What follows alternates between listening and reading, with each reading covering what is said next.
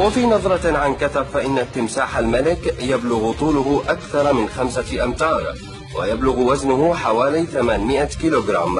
ويتمتع بنمو وراثي ممتاز، الأمر الذي يؤهله لأن يكون أكبر من ذلك بكثير، خاصة وأنه ما يزال في ريعان الشباب، إذ يبلغ عمره فقط 40 عاما، وقد يعمر حتى 100 سنة.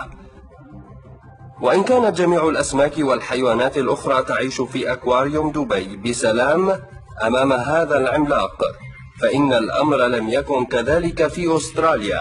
حيث تدخلت الحكومة لإبعاده إلى محميات خاصة نظرا للخطر الكبير على حياة السكان والحيوانات بسبب تنامي ميوله العدواني وخروجه عن السيطرة. وقد كانت رحلة نقله إلى دبي محفوفة بالصعاب والمخاطر، واحتاجت العشرات من الرجال والمعدات الضخمة والمغامرين وطائرة بوينغ 747 وآليات خاصة لإيصاله إلى دبي مول.